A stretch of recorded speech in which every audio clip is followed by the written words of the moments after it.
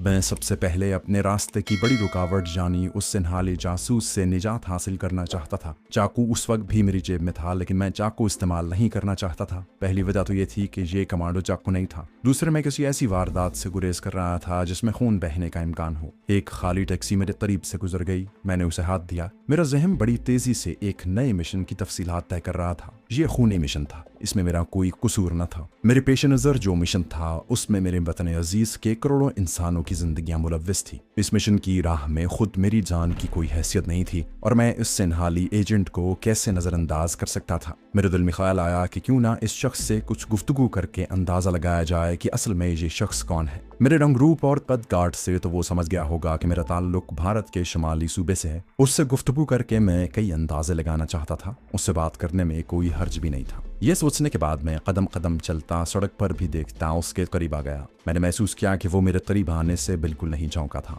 ये उसके तजुर्बेकार जासूस होने की बहुत बड़ी दलील थी। मैंने हिंदुस्तानी में कहा, इधर खाली टैक्सी मिलना बड़ी मुश्किल है। उस शख्स ने मुस्कुरा कर मेरी तरफ देखा और बोला, मैं भी देर से टैक्सी खोज रहा हूँ। उसके जबान और लहजे से मैंने फौरन अंदाजा लगा लिया कि ये शख्स सिनहाली कौम का नहीं बल्कि हिंदुस्तान के किसी जनूबी सूबे से ताल्लुक रखता है। उसने मुझसे कोई सवाल न किया। मैंने खुद ही उसे बता दिया कि मेरा नाम मोहन है। मैं हैदराबाद दक्कन से कोलंबो शहर की सैर सयाहत के लिए आया हूँ। वो खामोशी से मुस्कुराता रहा और सड़क पर से गुजरती गाड़ियों को तकता रहा। इतने में एक खाली टैक्सी हमारे करीब आकर खड़ी हो गई। उस आदमी ने इशारा करके कहा, ये तुम ले लो, मैं दूसरी टैक्सी ले लूंगा। मैंने थोड़ा इसरार किया तो वो अंग्रेजी में बोला, तुम हमारे मेहमान हो मिस्टर, और सिगरेट का कश लगाकर पुरस्कार अंदाज में मुस्कुराने लगा। उसका अंग्रेजी बोलने का लहजा भी जुनूबी हिंद का था। मैं जिस नतीजे पर पहुंचना चाहता था पहुंच गया था। ये शख्स सिनहाली नहीं हिंदुस्तानी था, और हिंदुस्तानी खुफिया पुलिस वाले ही इतने शातिर और अहिजार हो सकते थे कि अचानक नमूदार हो जाते थे और अचानक जमीन उन्हें निगल लेती थी। मुझे इन भारतीय खुफिया वालों का बहुत तजुर्बा था। मैंने उसका अंग्रेजी में ही शुक्रिया अदा किया और टैक्सी में सवार होकर शहर की तरफ रवाना हो गया। श्रीलंका की इंटेलिजेंस से मुझे कभी वास्ता नहीं पड़ा था, मगर भारत की सिविल और मिलिट्री इंटेलिजेंस की फितरत को मैं अच्छी तरह जानता था। जब मुझ पर यह भेद खुला कि ये शख्स भारतीय निजात है तो मैं न सिर्फ ज्यादा मोहतात हो गया बल्कि मैंने अपने जहन की तमाम सलाहियतों और हिस्सियात को बेदार कर लिया। अब वो मेरे पीछे क्या लगता, मैं खुद उसे अपने पीछे लगाकर जमीन पर बिछे हुए उस जाल तक ले जाना चाहता था जिसके नीचे उसकी मौत का कुआं छुपा था। मेरी टैक्सी शहर की तरफ जा रही थी। मुझे मालूम था कि वो मेरे पीछे पीछे आ रहा है, क्योंकि जब वो खंबे के नीचे बज़ाहिर टैक्सी रिक्शे के इंतजार में खड़ा था तो उसकी एक खाली टैक्सी सड़क की दूसरी तरफ किसी खुफिया जगह पर मौजूद थी। मैंने टैक्सी ड्राइवर को जानबूझकर गाड़ी आहिस्ता चलाने की हिदायत की थी। मैंने इस भारत निजात जासूस को इतनी मोहलत नहीं देना चाहता था कि वो मेरा ताकुब छोड़कर अपने हेडक्वार्टर जाकर मेरी बाबत किसी किस्म की भी कोई इत्तला दे सके। मैंने गाड़ी के सामने वाले शीशे में से देखा था कि कुछ फासले पर अकब में एक टैक्सी हमारा पीछा कर रही है। मैंने टैक्सी लाइट हाउस के पास ले जाकर छोड़ दी और खुद लाइट हाउस के पहलू में, जहां समंदर के किनारे छोटी बड़ी चट्टानों का सिलसिला दूर तक फैला हुआ था, वहां गया। मैं अपनी हरकत सकनात से ये जाहिर कर रहा था जैसे मैं इधर समंदर और चट्टानों की सैर को आया हूँ। मैं एक एक चट्टान को झुक कर देखता और आगे बढ़ जाता। इसी दौरान मैंने अपने अकब में निगाह डाली। मैंने देखा कि वो जासूस दरख्तों के पीछे से निकलकर चट्टानों की तरफ कदम कदम बढ़ रहा था। किसी वक्त वो रुक जाता था और जब मैं नजरें उठाता तो वो किसी चट्टान के पीछे हो जाता। मैं बेनियाजी से कदम उठाता, गीली रेत पर चलते हुए एक चट्टान की ओट में आकर बिजली जैसी तेजी के साथ चट्टान की दीवार के साथ लग गया। भारतीय जासूस के कदमों की आवाज मुझ तक नहीं आ सकती थी क्योंकि वहां जमीन रेतली थी। उसने मुझे चट्टान के पीछे जाते जरूर देखा था। शायद वो मेरे बाहर निकलने का इंतजार कर रहा था। मैं जल्दी से रेत पर लेटकर दूसरी चट्टानों के दरमियान से होता हुआ वहां से हटकर एक ऐसे बड़े पत्थर की ओट में जाकर चुका जिसके करीब से उसे मेरी तलाश में हर हाल में गुजरना था, क्योंकि उस चट्टान को जिसके पीछे मैं छुपा हुआ था यहीं से रास्ता जाता था। यह इलाका वीरान था। दूर दूर तक कोई इंसान दिखाई नहीं देता था। फजा में समंदरी बगले उड़ रहे थे। लाइट हाउस दाहिनी जानिब दरख्तों के झुंडों के पीछे छुप गया था। मैं दम साधे किसी चीते की तरह घात लगाए बैठा था। मैंने चाकू नहीं निकाला था, लेकिन मेरे मजबूत बाजुओं की मछलियां तनी हुई थी। मुझे बजरी पर किसी के दबे दबे पांव रखने की आवाज सुनाई दी। मैं एकदम चौकस हो गया। कदमों की आवाज करीब आती गई। फिर वही भारतीय जासूस मेरे करीब से गुजरा। मैं ये देखकर भौंचक्का सा होकर रह गया कि उसके दाहिने हाथ में पिस्तौल था। अब मेरी जरा सी हरकत मेरी मौत का बायस बन सकती थी। मैं हैरान था कि इस जासूस ने पिस्तौल क्यों निकाला है। क्या वो मुझे हलाक करना चाहता था? क्या वो पिस्तौल दिखाकर मुझे गिरफ्तार करके अपने साथ पुलिस स्टेशन ले जाना चाहता था? तरह तरह के सवालात मेरे दिल में उठ रहे थे, मगर इन सवालों पर गौर करने के लिए मेरे पास वक्त नहीं था। दुश्मन मुसल्लह होकर मुकाबले पर उतर आया था। अब अगर मैं उसे नहीं पिछाड़ता हूँ तो वो मुझे हमेशा की नींद सुला सकता था। मैं अपनी जगह पर उसी तरह साकित होकर बैठा रहा। वो पिस्तौल ताने झुककर चलते हुए एक चट्टान की ओट में हो गया। आसमान पर बादलों के घने हो जाने के बायस दिन की रोशनी कम हो गई थी। सिवाय समंदरी लहरों के छोटी बड़ी चट्टानों से टकराने के अलावा वहां कोई आवाज नहीं थी। मैंने एक चट्टान के पीछे भारतीय जासूस का उभरा हुआ सर देखा। उसको टारगेट बनाकर मैं एक माहिर कमांडो की तरह कोहनियों के बल रेंगता हुआ उसके अकब में आ गया। इस किस्म की घात लगाने में वो मेरा मुकाबला नहीं कर सकता था। उसका सर अब मुझे साफ नजर आ रहा था। यह उसके सर का अकबी हिस्सा था। शायद वो भी मेरे इंतजार में घात लगाकर बैठा हुआ था। मैं सख्त मुताज्जिब था कि उस शख्स ने अचानक पिस्तौल निकाल कर मुझ पर हमला करने का प्रोग्राम किस लिए बना लिया था। उसका घुंघरियाले बालों वाला सर एक जगह पर साकित हो गया था। वो मेरी घात में बैठा था और ये नहीं जानता था कि वो पीछे से देखा जा रहा है और पीछे उसकी मौत उसकी तरफ आहिस्ता आहिस्ता रेंग रही थी। अब मैं कोहनियों के बल इस तरह रेंग रहा था कि दोनों कोहनियां रेत पर टिकाकर बहुत ही आहिस्तगी से अपने बाकी जिस्म को इस तरह आगे की तरफ खींच लेता जैसे मेरा आधा धड़ मफलूज हो गया हो। उसके साथ ही अपना सर नीचे कर लेता। मैं उस चट्टान के अकब में आ गया था जिसकी दूसरी जानिब मेरा दुश्मन भारतीय जासूस पिस्तौल लिए छुपा बैठा था। मैंने अपना सांस करीब करीब रोक लिया था। अब मैं सांप की तरह रेंग कर ऐसे जावे पर आ गया जहां भारतीय जासूस की पुश्त ही दिखाई दे सकती थी। अगर वो मेरी आहट भी पा लेता है तो एकदम पलट कर मुझ पर फायर कर सकता था। मैं अब उसकी कमर और गर्दन को साफ दिख रहा था। उसने पिस्तौल वाला हाथ आगे कर रखा था और अपने ख्याल में एक ऐसी चट्टान के अकब से मेरे निकलने का इंतजार कर रहा था जहां मैं उसकी आंखों के सामने छुपा था। लेकिन वहां से रेंगता हुआ निकल कर अब मैं उसके अकब में आ गया था। ये खालिस कमांडो हिकमत अमली थी जिसकी मुझे बाकायदा ट्रेनिंग दी गई थी। एक कमांडो और खुफिया पुलिस वाले में यही बुनियादी फर्क था कि वो इस किस्म की नकलो हरकत नहीं कर सकता था। अचानक वो उठा। वो झुका हुआ था। अभी उसने एक कदम बढ़ाया ही था कि मैं शेर की तरह एक जस्त लगाकर उस पर एक टूटे हुए दरख्त की तरह गिरा। उसके ऊपर मैंने अपने आप को इस जाविये से गिराया था कि मेरा सीधा हाथ उसके रिवॉल्वर वाले हाथ पर एक भरपूर ज़र्ब के साथ पड़ा था। इसका नतीजा मेरी तवक्को के ऐन मुताबिक निकला और पिस्तौल उसके हाथ से छूटकर रेत पर 4 फुट के फासले पर गिर पड़ा। अगरचे वो जवानी की हुदूद से निकल चुका था मगर उसमें बड़ी ताकत थी। वो एक जख्मी रीछ की तरह मेरे नीचे से उछला, लेकिन उसकी गर्दन मेरे बाजू के शिकंजे में आ चुकी थी। उसकी गर्दन का मेरे शिकंजे में आना ही काफी था। मुझे इसके अलावा और किसी शय की जरूरत नहीं थी, ना उसके पिस्तौल की ना अपने चाकू की। मेरे बाजू का शिकंजा अपना काम कर चुका था और उसकी गर्दन मेरे बाजू में लटक गई थी। मैं उसे जिंदा रहने की इजाजत नहीं दे सकता था। मैंने उसे वहीं जमीन पर औंधा डाल दिया। उसकी गर्दन एक तरफ को काफी मुड़ गई थी।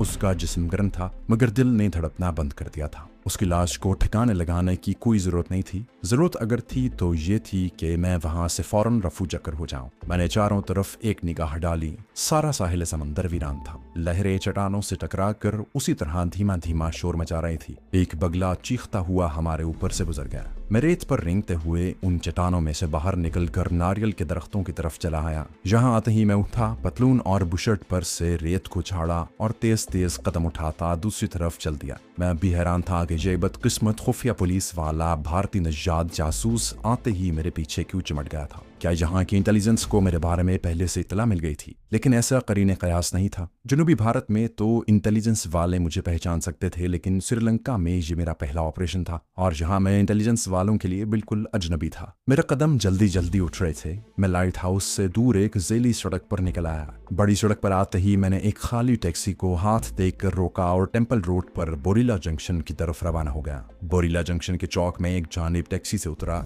हल्की बूंदाबांदी शुरू हो गई। मैं अब टेम्पल रोड के उस फुटपाथ पर चल रहा था जिधर अपने एजेंट की दुकान थी। अब मैं सीधा एक ग्राहक की हैसियत से उसकी दुकान में दाखिल होना चाहता था। अपने एजेंट की दुकान तक पहुंचते पहुंचते बारिश तेज हो गई। जो ही वो दुकान आई मैं उसके अंदर दाखिल हो गया और जेब से रुमाल निकालकर अपने बालों पर पड़े हुए बारिश के कतरों को आहिस्ता आहिस्ता जज्ब करता शेल्फ में लगी किताबों को देखने लगा। दुकान में एक बल्ब रोशन था। एक ग्राहक पहले से खरीदी हुई किताबों की अदायगी कर रहा था। अपने एजेंट को अभी मैंने नहीं देखा था। मेरी उस तरफ पुश्त थी। किताबें अंग्रेजी, सिन्हाली, हिंदी और तमिल जबान में भी थी। यहाँ नॉवल भी थे और हिस्ट्री, फिजिक्स और साइंस की किताबें भी थी। किसी ने पीछे से मुझे शायद सिन्हाली जबान में कुछ कहा। मैंने आहिस्ता से पलट कर काउंटर के पीछे पुरानी कुर्सी पर बैठे दुबले पतले सांवले हार्मलेस आदमी की तरफ देखा। उसके माथे पर जख्म का 2 इंच लंबा निशान था। उस वक्त दुकान में मेरे सिवा और कोई ग्राहक नहीं था। दुकानदार समझ गया कि मैं सिंहाली जबान नहीं जानता, मगर अब उसकी आंखों में मुझे एक तजस्सुस सा नजर आया। शायद उसने मुझे पहचान लिया था, लेकिन उसका चेहरा अब भी सपाट था। हिंदी में बोला, कौन सी बुक चाहिए? मैंने कागज के एक टुकड़े पर अपना कोड वर्ड लिखा और उसकी तरफ बढ़कर पूछा, क्या इस नाम की किताब आपके पास होगी? मैंने अंग्रेजी में उससे ये सवाल किया था, क्योंकि आपको भी मालूम होगा कि जनूबी हिंद और श्रीलंका वगैरह में अंग्रेजी आम बोली जाती है। दुकानदार ने उसी कागज के टुकड़े के नीचे अपना कोड वर्ड लिख कर कागज मेरी तरफ बढ़ा दिया। बोला, इस वक्त सिर्फ यही किताब मिल सकती है। वो भी आगे नहीं बढ़ रहा था। मैं भी अपनी जगह पर रुक गया। वो सूरजमुखी वाले कोड वर्ड का इंतजार कर रहा था। वो मेरी तरफ से बेनियाज होकर नोटबुक पर कुछ हिसाबात दर्ज करने लगा। मैंने अब असली पासवर्ड या मरमूज वर्ड उससे पूछने के लिए कहा। फूलों के बारे में कोई किताब मिल जाएगी? उसने आहिस्ता से कहा, सूरजमुखी के फूल यहाँ नहीं होते। उसके साथ ही वो नोटबुक बंद करके उसे दराज में रखने के लिए झुका और वहीं से उर्दू जबान में आहिस्ता से बोला, मेरी दुकान के कोने में तुम्हें ऊपर जाता एक जीना मिलेगा। ऊपर मेरी रिहाइश है, जब तक मैं न आऊं नीचे मत उतरना। दुकान के कोने में एक तंग जीना था जो ऊपर एक कमरे में जाता था। कमरे में चीजें बेतरतीबी से पड़ी थी। कोने में एक स्टोर और प्यालियां, चैनक, 2-4 प्लेटें तपाई पर पड़ी थी। 2 खिड़कियां बाजार की तरफ खुलती थीं जो बंद थी। मैंने छत से लगा पंखा जला दिया और पुराने कपड़े एक तरफ करके पलंग पर बैठ गया। कोई आधे घंटे बाद अपना एजेंट ऊपर आया। उसके हाथ में लिफाफा था जिसमें खाना था। भूख के मारे मेरा बुरा हाल हो रहा था। मैंने चावल और तरकारी बड़े शौक से खाई। वो मुझे खाना देकर नीचे चला गया। उसने मुझे हिदायत की थी कि मैं बाजार वाली खिड़कियां मत खोलूं। मैं पलंग पर नीम दराज हो गया और उस भारतीय जासूस के बारे में सोचने लगा जिसकी लाश मेरे अंदाजे के मुताबिक अभी तक साहिल समंदर की चट्टानों में पड़ी होगी। पुलिस उसे हादसा करार देती है या कत्ल, मुझे इससे कोई दिलचस्पी नहीं थी, क्योंकि उसका ऐनी गवाह कोई नहीं था। अपना एजेंट नीचे जाते हुए बाहर दरवाजे पर ताला लगा गया था। जब घंटा 1.5 घंटा गुजर गया और वो दुकान से ऊपर ना आया तो मैंने आंखें बंद कर ली। नींद जैसे बिल्कुल तैयार खड़ी थी। उसने मेरी आंखें बंद होते ही देखकर फौरन मुझे अपनी आगोश में ले लिया। मैं शाम तक सोया रहा। आंख खुली तो अपना एजेंट मुझे कंधे से पकड़कर हिला रहा था। उसने कोई बात न की। स्टव पर वो चाय बना चुका था। एक गिलास में चाय डालकर उसने मुझे दी। दूसरा गिलास वो खुद लेकर बैठ गया। कमरे में बड़ा मध्यम बल्ब रोशन था। उसने चाय का एक घूंट पीने के बाद मेरी तरफ देखा और कहने लगा, तुम यहाँ नहीं रह सकते। मैंने तुम्हें एक जगह ले चलूंगा, तुम वहां रहोगे और इस इलाके से उस वक्त तक बाहर नहीं निकलोगे जब तक मैं न कहूंगा। अब तुम सो जाओ, मैं नीचे दुकान पर सोऊंगा। मैंने उसे पूछा कि मुझे अपना मिशन कब और कहाँ शुरू करना होगा। उसने पलटकर मेरी तरफ देखा और उस आदमी का चेहरा एकदम संजीदा हो गया। मिशन का लफ्ज दोबारा अपनी जबान पर मत लाना। अब सो जाओ। बाथरूम का दरवाजा वो सामने है। इतना कहकर वो बाहर चला गया। जीने में जाकर उसने दरवाजा बंद किया। बाहर से ताला लगाने की आवाज आई। फिर खामोशी छा गई। इस खामोशी में कभी कभी टेम्पल रोड पर से गुजरती किसी गाड़ी का हल्का सा शोर मुखिल हो जाता। एक लम्हे के लिए मुझे यूं लगा जैसे उस शख्स ने मुझे अपनी कैद में डाल दिया है, लेकिन मिशन की संगीन नौयत के पेश नज़र शायद इस किस्म की एहतियाती तदाबीर नागुज़ीर।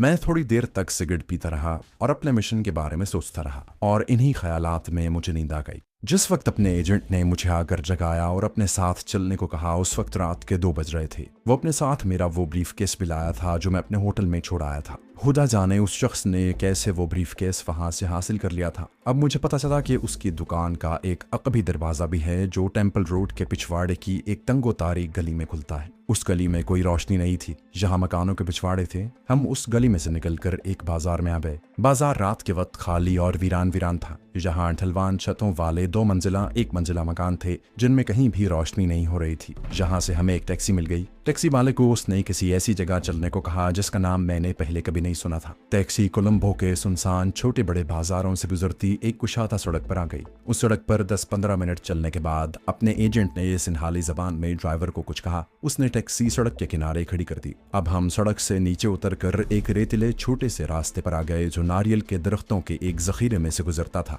ये जखीरा खत्म हुआ तो सामने एक तालाब आ गया जिसकी सीढ़ियां तालाब के पानी में उतर गई थी। जहां एक तरफ चबूतरा बना था। चबूतरे के करीब से हम नीम अंधेरे में चलते गए। अपना एजेंट आगे आगे था। जहां कच्चे रास्ते की दोनों जानिब जंगली घास थी और नारियल ताड़ के अलावा कुछ घने दरख्त भी उगे हुए थे। अपने एजेंट ने अभी तक मुझसे कोई बात नहीं की थी। जरा खुली जगह आई तो सामने एक छोटा सा क्वार्टर अंधेरे में साकित जामिद दिखाई दिया। इस क्वार्टर की छत खपरेल की ढलवान थी। वहां एक लालटेन जल रही थी। अपने एजेंट ने क्वार्टर के बांस के दरवाजे पर जाकर आहिस्ता से किसी को आवाज दी। लालटेन की रोशनी धीमी हो गई। फिर एक गंजे बूढ़े स्याह फाम आदमी ने दरवाजा खोला और मेरी तरफ गौर से देखा। अंधेरे में उसकी आंखें सांप की आंखों की तरह चमक रही थी। अपना एजेंट शायद पहले ही सब कुछ तय कर चुका था। बूढ़े आदमी ने लालटेन ले ली और हमें एक क्वार्टर का कमरा खोलकर अंदर ले गया। यहाँ एक चारपाई पर मच्छरदानी लगी हुई थी। पास ही एक तपाई पर पानी की सुराही रखी थी। उसके साथ शीशे का छोटा ग्लास औंधा पड़ा था। बूढ़ा हमें अंदर छोड़कर लालटेन समेत वापस चला गया।